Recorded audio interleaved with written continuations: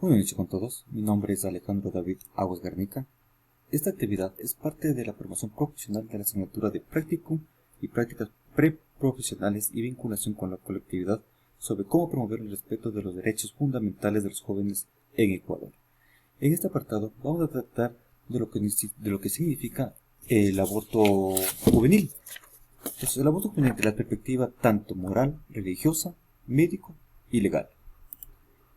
Como introducción, tenemos que el aborto es un tema complejo, ya que ni siquiera existe una definición aceptada por todas las ramas del pensamiento humano, porque el aborto puede ocurrir bajo muchas circunstancias como se analiza en esta revisión, tanto moral, religioso, médico y legal.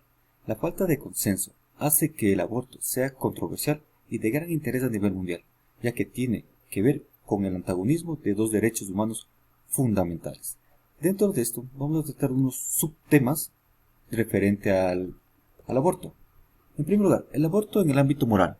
Desde un punto de vista moral, cívico inclusivo, nadie duda de que el aborto debe ser legalizado. Sin embargo, nunca debe considerarse como un método anticonceptivo o una opción recomendada. En cualquier caso, las disposiciones sobre el aborto no fomentan el uso del aborto ni obligan a ninguna mujer a tomar decisiones indeseables, destructivas o consensuadas. La experiencia europea muestra que el número total no ha aumentado en lugares donde el término ley es relativamente flexible. Desde un punto de vista, como digo, moral, cívico, inclusivo, nadie duda que el aborto debe ser legalizado y legalizado. Sin embargo, nunca debe considerarse como un método anticonceptivo comercialmente. Si bien reconocen que la libertad y autonomía de las mujeres son parte de su dignidad humana, entiende que las decisiones sobre el aborto deben ser responsables y conscientes, y deben respetar las leyes que protegen el feto de una semana determinada en el proceso de desarrollo fetal. Moralmente, la regulación de la interrupción de embarazo debe justificarse por la teoría del mal menor y socialmente ha de considerarse un fracaso y un estímulo para prevenir embarazos no deseados. Esto es un tema un poco controversial, como decía. Uno de los aspectos fundamentales también es descender el número de abortos. Eso depende del acceso a los anticonceptivos y de la implicación del sector educativo y sanitario, no de las restricciones que se impongan a su despenalización. Otro de los aspectos fundamentales que se puede desarrollar es que moralmente la regulación de la interrupción de embarazo debe justificarse por la teoría del mal menor y socialmente ha de considerarse un fracaso y un estímulo para prevenir embarazos no deseados. En este aspecto es fundamental ver siempre las restricciones.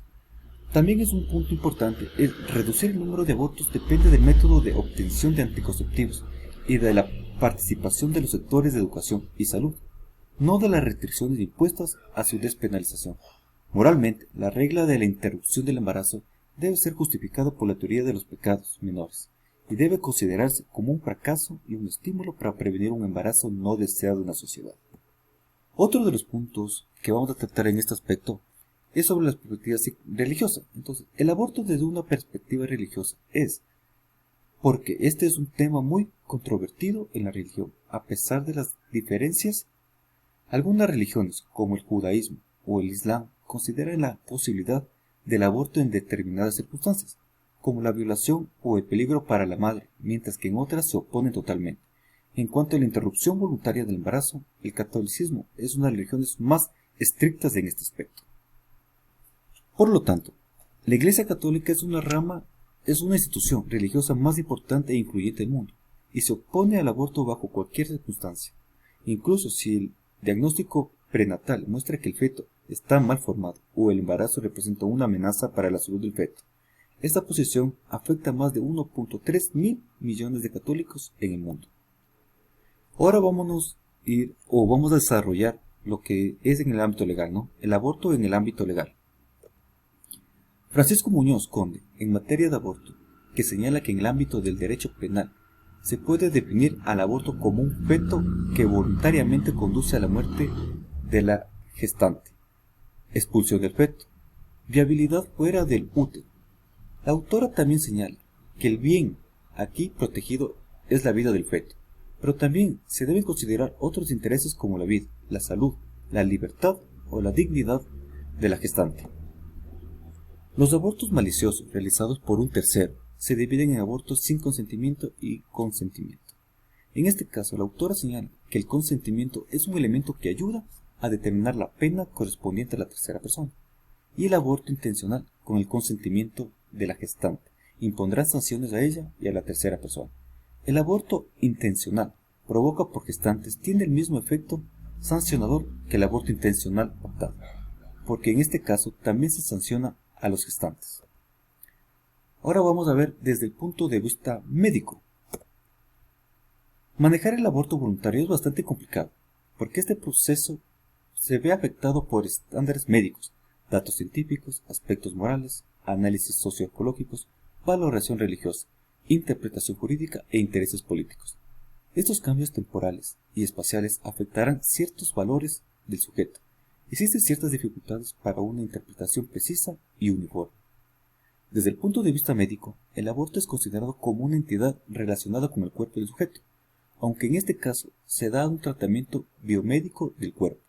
El aborto nos brinda un análisis desde el aborto, dando la posibilidad de que el cuerpo como fenómeno cultural busque la teoría del cuerpo descrita por Schrödinger y Locke en 1987. Refleja bien la dialéctica entre conceptos sociales y métodos biopolíticos.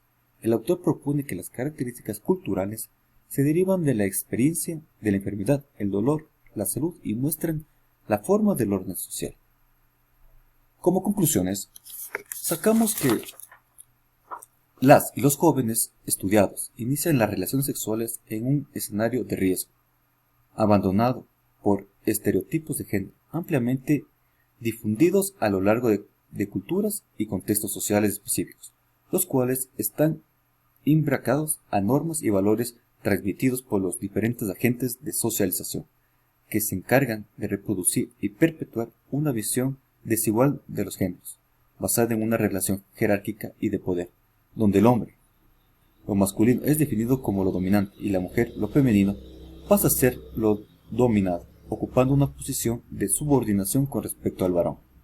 Otra de las conclusiones que pude sacar dentro de este ensayo es que, a manera de conclusión, podemos decir que el tema del aborto en la actualidad aún sigue siendo muy polémico, debido a que hay muchos factores que intervienen en la decisión de realizar, como por ejemplo las instituciones legales e ilegales, presupuestos, lugar de residencia, procedimientos, meses de gestación, estado civil, edad o ocupación.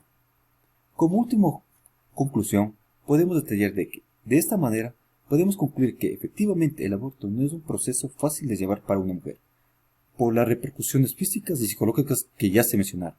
Sin embargo, es interesante tomar en cuenta, de igual forma, las perspectivas y las consecuencias que tiene un aborto en el hombre, ya que no existen muchas investigaciones en las cuales se aborde la perspectiva masculina sobre dicho tema, restando la importancia a la opinión de la pareja. Con esto termino mi participación en el presente ensayo. Muy amable.